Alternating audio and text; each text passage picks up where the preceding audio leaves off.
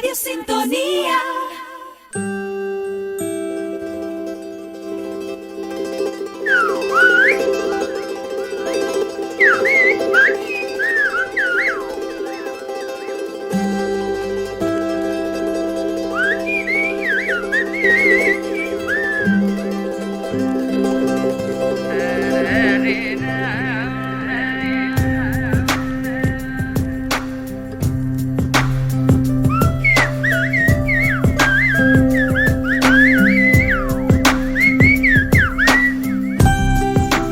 Pasando 26 minutos sobre las 12 del mediodía, comienza ya aquí en este momento y con esta sintonía de fondo el programa Guanil, un programa de difusión de patrimonio cultural que se hace en colaboración con la Consejería de Cultura y Patrimonio Histórico del Cabildo de Fuerteventura y esta emisora Radio Sintonía.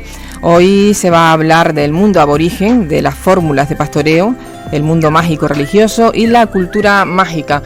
Y para hablarnos de este tema nos acompaña, como en anteriores ediciones, la arqueóloga e historiadora Milagros Estupiñán de la Cruz. Muy buenos días o buenas tardes, Milagros. Buenos días o buenas tardes. Sí, buenos días o buenas tardes, siempre depende del punto de vista del que lo mire, si es del que ha comido o no ha comido, ¿no? Sí, como decimos nosotros aquí en Fuerteventura. Todos sabemos que la principal actividad económica de los aborígenes de Fuerteventura era la ganadería, basada fundamentalmente en el cuidado de las cabras y de las ovejas. De este tema pues nos habló Milagro la semana pasada, ¿no? Porque nos acompañó Marcos, restaurador de la imagen de Santo Domingo, sí, de la ermita de Tizcamanita. Sí. Estupendo para mí el programa, solo exclusivamente por la presencia de Marcos, restaurador, aquí en este espacio, que particularmente me gustó muchísimo, como a otras personas que así lo han hecho saber. Pues decía que Milagros nos había hablado del cuidado, digamos, del cuidado de las cabras y de las ovejas, de la ganadería en concreto. Este era uno de los principales, digamos, los animales los que propiciaban la mayor parte de los recursos alimenticios, como la leche, la carne y el cebo. De esto nos hablaba, como decía en programas anteriores, Milagros. Debido a la gran cantidad de animales que tenían para controlarlos, los aborígenes crearon dos fórmulas de pastoreo. De estas dos fórmulas de pastoreo no nos habló en programas anteriores, pero nos va a hablar en este día de hoy, Milagros. ¿Qué fórmulas de pastoreo tenían los aborígenes? Bueno, existen referencias documentales donde dicen que los aborígenes tenían dos tipos de ganado, el ganado doméstico y el ganado salvaje, cuya diferencia residía sobre todo en la fórmula de control sobre los mismos, es decir, en la forma de cuidarlo o de pastorearlo. Esta dualidad ganado doméstico o ganado salvaje de la época aborigen y que ha perdurado hasta nosotros explica que a lo largo de la historia de Fuerteventura haya existido un gran desarrollo de la cabaña ganadera. Bien, por otra parte, Milagros Estupiñán, ¿nos podrías hablar del ganado doméstico de los aborígenes? ¿Qué ganado doméstico tenían ellos? Sí, el ganado doméstico eran aquellos animales controlados directamente por el pastor, cuya producción láctea cubría las necesidades alimenticias diarias de la familia. Eran cabras lecheras, también denominadas jairas. Eran ordeñadas regularmente y cuidadas, conducidas diariamente por el pastor a las zonas de pasto y recogidas al atardecer. Tenemos que tener en cuenta que en Fuerteventura la actividad de pastorear se le ha denominado cuidar el ganado. Junto a este tipo de ganado doméstico que era vigilado, tenía una vigilancia constante, existía otro en Fuerteventura que estaba muy arraigado, y es el pastoreo de suelta. Este consiste en que el ganado no tiene una vigilancia constante, sino que deambula libremente durante todo el día, tras su suelta matinal. Este ganado del pastoreo de suelta está propiciado por la circulación de la manada en espacios abiertos y por el comportamiento gregario del grupo, de tal forma que en su seno existe un animal guía al que le siguen los demás. El pastor conoce perfectamente la ruta trazada por el ganado e incluso conoce los lugares de agrupamiento, limitando su labor a seguirle los pasos. Cuando el ganado quedaba diseminado en grandes extensiones de tierra, corría el peligro de extraviarse o perderse algún animal. Entonces obligó a una perfecta compenetración entre el ganado y el pastor, de tal forma que el pastor conocía cuál pertenecía, qué animal pertenecía a su ganado y cuáles eran ajenos. Suponemos que el pastor conocía estos animales a través de fórmulas de reconocimiento basadas en el tamaño, en el color, en la forma de los cuernos, así como la ascendencia también del ganado. Estudios realizados por Francisco Navarro reconoce entre los pastores actuales de la isla unos 43 términos de valores cromáticos que sirven para reconocer a los animales extraviados. Y muchos investigadores piensan que estos colores, esta forma de conocer a los animales extraviados, hunde sus raíces pues en la época aborigen. Bien, Milagros Estupiñán, a mí me ha llamado la atención oírte decir que los aborígenes llamaban jairas también a las cabras, ¿no? Este término continúa aún, porque yo he oído a pastores llamar a las cabras jairas. Sí, es que muchos de los términos que usan los pastores actuales pues son originarios de la época aborigen. Bueno, así lo creen los investigadores. Uh-huh. ¿El ganado salvaje en qué se diferencia del ganado aborigen? Porque también existía, supongo, que ganado salvaje en aquella época. Bueno, antes que nada decir que las crónicas de la conquista ya nos dicen que los aborígenes tenían ganado salvaje. Y todos sabemos que tradicionalmente en Fuerteventura ha existido ganado salvaje, y cuyo cuidado y mantenimiento pues se remonta a la época aborigen. El ganado salvaje es llamado así porque son animales que gozan de un régimen absoluto de libertad, sin vigilancia, y están formados por aquellos animales que el pastor no quiere en su rebaño porque les son poco productivos, como puede ser pues machorras, cabras viejas, machos. Y a este ganado también se le llama ganado de costa porque los pastores lo suelen soltar en unas tierras cercanas a la costa, que generalmente son terrenos comunales o del común de los vecinos. Pues aquí soltaban a este ganado una vez marcado con la marca identificativa de cada pastor. Tenían sus propias marcas entonces de ganado. ¿Y en qué consistían estas marcas? Porque me imagino que cada uno tendría una diferente. ¿Y cómo las reconocían? Bueno, sí, el sistema de reconocimiento por marcas para identificar a los animales, que es tan característico entre los pastores actuales de la isla, se ha utilizado desde tiempo inmemorial y se cree que esta costumbre pues también proviene de la época aborigen. Normalmente, por lo general, los animales que se marcan son los salvajes o los animales de costa, porque si no el pastor le es muy difícil recuperarla. Explicar en qué consiste la marca es un poco difícil, pero siguiendo los estudios de Francisco Navarro para la parte norte de la isla, podemos resumir un poco en qué consiste. El pastor con un cuchillo afilado hace varios cortes en dos partes de la cabeza del animal, una en las orejas y otro en la cara. Los cortes de las orejas del animal se le llama echar golpe y los de la cara diferencias.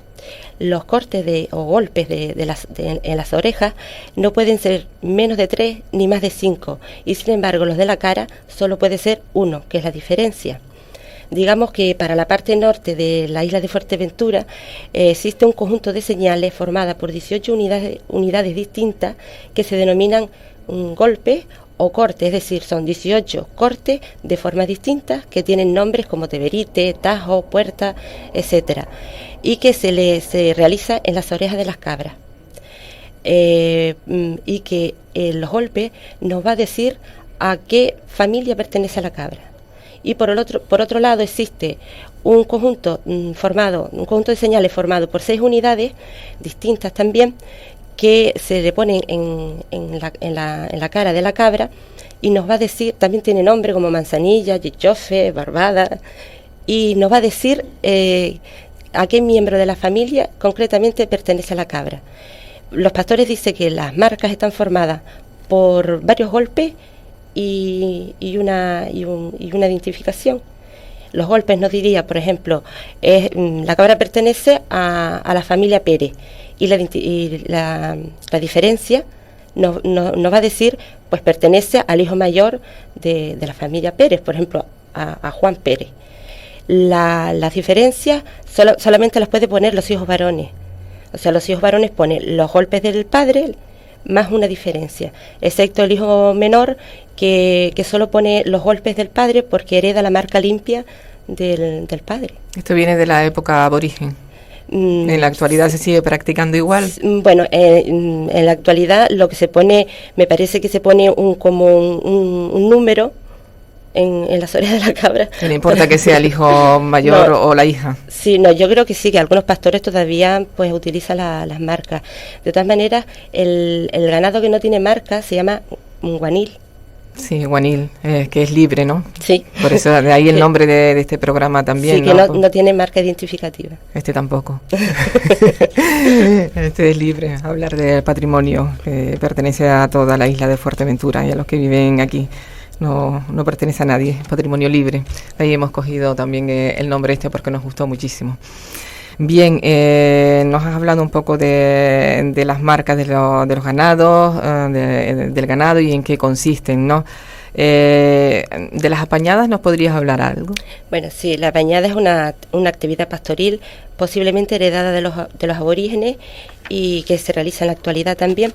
Y esta consiste en recoger cada cierto tiempo, que puede ser una vez al mes, el ganado de costa o salvaje y que están diseminados por montañas, planicies, etcétera, y reunirlos en las gambuesas. La gambuesa es un corral con paredes altas, situadas por lo general en fondos de valles y de barrancos. En la actualidad existe un comisionado, bueno, y tradicionalmente ha existido un comisionado de costa, que es el encargado de organizar la apañada. El comisionado pues convoca a los pastores para que antes del amanecer esté situado en los lugares adecuados para ir recogiendo el ganado. Los pastores pues deben ir con el perro y con la lata y van cercando el ganado hasta reunirlo en la gambuesa. En la gambuesa pues se realizan varias actividades como castrar a los baifos para su engorde, luego se devuelven a sus madres, se separan los animales que sirven o que quieren para carne, los que integraría el ganado doméstico como productoras de leche, se marca el ganado guanil y al final de la apañada pues se suele matar a una res.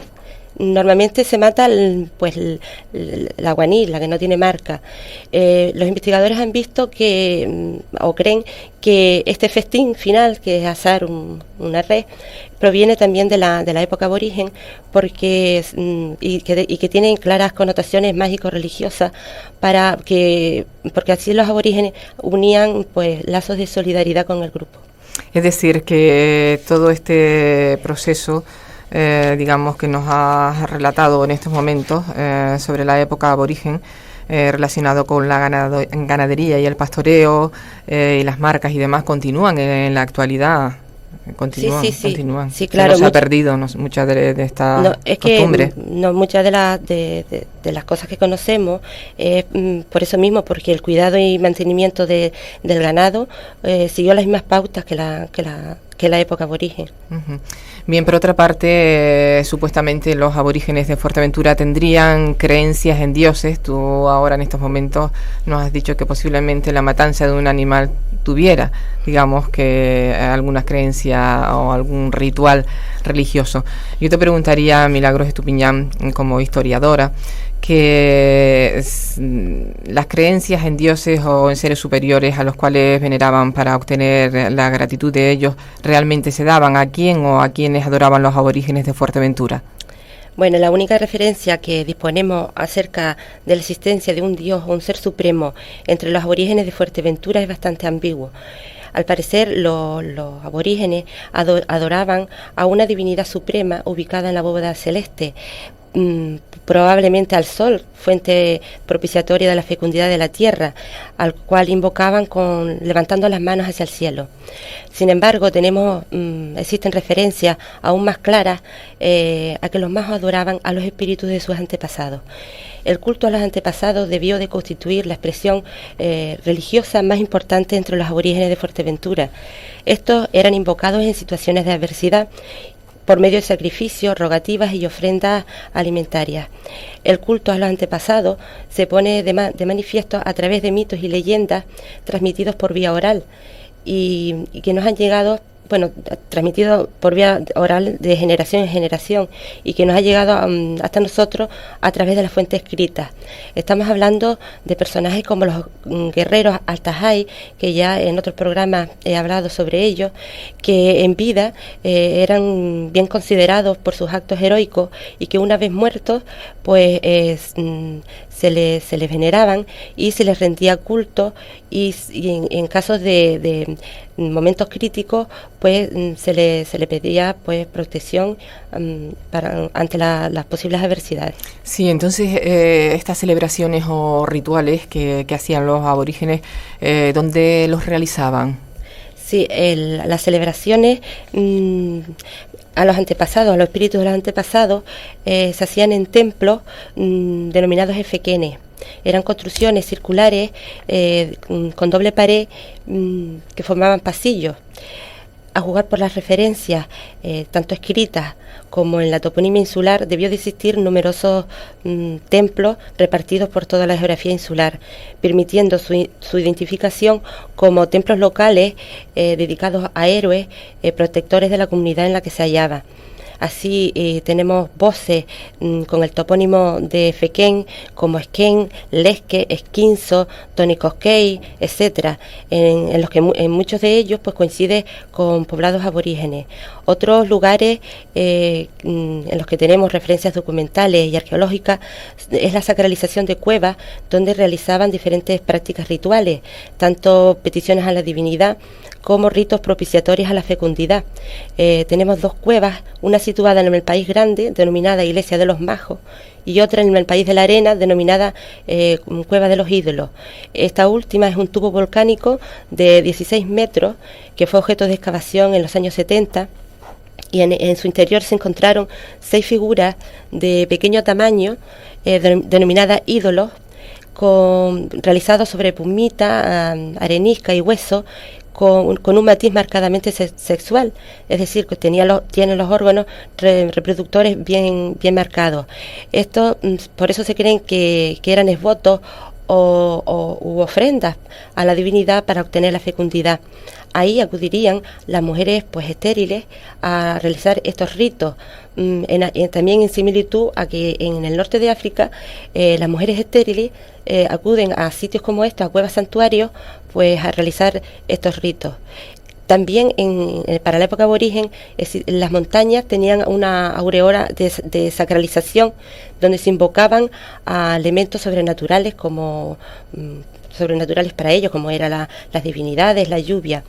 Estos ritos se hacían a través de manifestaciones como cazoletas, podomorfos, socavones, etcétera. Y el ceremonial consistía en derramar leche o líquido en el suelo, porque así el gesto reproducía la acción completa. Es decir, si derramaba líquido, hacía que el cielo lloviera. Tenemos numerosas montañas todavía donde existen pues cuentos de leyendas de brujas y otros misterios aún todavía sin por resolver, que no sabemos. Tenemos la montaña de Tindaya con los podomorfos, la montaña de la Muda, donde hay socavones que le llaman Iglesia de los Majos, y la atalaya de Ventancuria, que es denominada, que existen 2 cazoletas y es denominada la atalaya de las brujas. Sí, por otra parte, tú comentabas, Milagro, que adoraban generalmente los aborígenes a los espíritus de sus antepasados, a ídolos o a divinidades, al sol, si te he entendido bien, ¿y no adoraban también a Tibiabín y a Tamomante? Bueno, Tibiabín y Tamonante eran 2 mujeres que, según cuenta la leyenda, hablaban con el demonio. Es decir, Tibiabín era una mujer fatídica, es decir, que pronosticaba el futuro y era de mucho saber, por lo que los aborígenes la estaban muy bien considerada, incluso era como una diosa, y también regía los rituales y las ceremonias. Incluso la leyenda cuenta que por culpa de Tibia Bin los aborígenes se rindieron, porque ella les dijo que por el mar iban a venir unos hombres que los iba a librar de la muerte y los iban a hacer para siempre contentos y alegres. Tamonante, eran madre e hija, era Tibia Bin era la madre y Tamonante era la hija. Tamonante era la encargada de apaciguar las rencillas entre jefes tribales y era muy respetado por todos. Digamos que estas dos mujeres lo que eran como árbitros y mediadoras en los conflictos internos, regían tanto la política como la religión. Dos mujeres de poder en la época. Exactamente. Bien, casi los 5 minutos que nos quedan ya de tiempo del programa. Para realizar, digamos, el trabajo diario, yo supongo que los aborígenes de Fuerteventura tendrían que desarrollar una mínima tecnología con el fin de fabricar utillajes que le ayudaran a sus tareas domésticas, como cocinar, cortar, etcétera. ¿En qué se caracteriza la tecnología, si es que la tenían, de los aborígenes? Bueno, sí, la tecnología industrial de los aborígenes de Fuerteventura se caracteriza por ser una tecnología rudimentaria basada fundamentalmente en la piedra, la tierra y materias orgánicas como las pieles y productos vegetales. Al no existir o al tener una debilidad forestal en el entorno, pues no desarrollar una industria maderera, y tampoco pues la inexistencia de metales pues hizo que significó la pérdida de la industria metalúrgica. Bien, de las vasijas de los aborígenes se ha hablado muchísimo, pero ¿en qué se diferencian, si es que existe alguna diferencia entre las vasijas de los aborígenes de Fuerteventura y las vasijas de otras culturas? Diferencias en forma, porque la forma... ¿Cómo eran las vasijas de los aborígenes? Bueno, las vasijas de los aborígenes... hay 3 tipos principales, que son las de vasijas grandes, que eran de almacenamiento, con una capacidad de 25 litros, más o menos, formas ovoides, terminados en punta, y que normalmente servían para almacenar productos como cebo, manteca, y debido a que el fondo terminaba en punta, pues lo que hacía era que se enterraba en la tierra y así se conservaban mejor los productos. Después estaban las de pequeñas dimensiones, que eran vasijas de uso cotidiano, que eran fondos planos, como los tofios, por ejemplo. Y después habían otras vasijas muy pequeñitas, que no servían prácticamente para guardar nada, pero se cree que lo que se ponía allí eran unos productos dedicados a rituales, a productos mágicos religiosos. Y por otra parte, Milagro, con las piedras yo supongo que realizarían diferentes objetos, y con materias primas como el hueso, la madera, realizarían otro tipo de objetos. ¿Nos podrías decir para qué utilizaban las piedras, los huesos y la madera, los aborígenes? Bueno, sí, nos ha llegado hasta nosotros molinos circulares, molinos de mano realizados en basalto poroso, también molinos tipo nave, en forma de nave, y unos muy pequeñitos, de 2 a 4 centímetros de radio, encontrados en la cueva de los ídolos. También con las piedras hacían labores, objetos para cortar, con filos cortantes denominados tafiajes, y alisadores, raspadores, etcétera. Con la madera, pues prácticamente las únicas referencias que tenemos son que usaban pues garrotes o lanzas de madera. Suponemos que utilizarían también las ramas de palmera para hacer tejidos o cestas, etcétera. Y con el hueso tenemos pues unos punzones que con una punta muy fina, que servía sobre todo pues para coser pieles y para decorar la cerámica. Y para hacerse los vestidos, que me imagino que se llamaban tamarcos, ¿no? O aquí en Fuerteventura no se llamaban tamarcos. Ya nos dirás tú, ¿qué material usaban para confeccionar sus ropas y para adornarse? Si utilizaban collares, si se maquillaban o no. Bueno, las mujeres o los hombres. Por ahora de eso de verdad que no sabemos nada. No saben nada. De maquillaje no, pero sí usaban las pieles de las cabras, que extraían pues con los objetos líticos que hemos mencionado antes, y y la cosían con tripas, con tendones, usando pues los punzones, las espinas de pescado y de palma. Previamente con el curtido de la piel, o sea, lo sumergían en agua del mar o en salmuera para hacerla pues más factibles para hacerse vestidos. Y con los adornos hay numerosos objetos encontrados en los poblados aborígenes, placas, cuentas de collar, caracoles, realizados en diferentes materias. ¿Y el vestido que utilizaban, cómo se llamaba? Bueno, por ahora no existe ningún nombre. No, las fuentes documentales no dicen que tenía una capa, que se cubrían con una capa y con una forma de faldilla, pero nombres propios así no tenemos referencia. Bien, lo que ha quedado claro, que ha sido muy importante, lo que has dicho, que dos mujeres como Tibia Bin, entre todo lo que has dicho, que ha sido muy interesante, Milagro, Tibia Bin y Tamonante. Sí. Eran dos mujeres de gran poder en la época de los aborígenes, sí. Es decir, que la mujer ha tenido poder siempre, en toda época. Por lo menos en Fuerteventura, en la época aborigen, sí creen que la mujer sí tenía bastante poder. No sé si después se lo fueron quitando, hasta recuperarlo hoy en día. Pues Milagro, ha sido pues muy grato para mí compartir contigo estos programas sobre la prehistoria de la isla de Fuerteventura, sobre los aborígenes, y me gustaría pues poder continuar en otros programas también contigo. Muchísimas gracias por acompañarnos en el día de hoy y en los programas anteriores. El próximo programa del día 5 de noviembre se hablará de la conquista de Betancuria, del conjunto histórico, de las primeras ermitas, de la primera iglesia de Betancuria y del convento franciscano. Esto será el próximo viernes 5 de noviembre a partir de las 12:15 en Guanil, programa de difusión del patrimonio de la isla de Fuerteventura, programa que hacemos en colaboración con la Consejería de Cultura y Patrimonio del Cabildo de Fuerteventura y esta emisora Radio Sintonía. Muchísimas gracias, Milagro. Buenos días. Gracias a ustedes.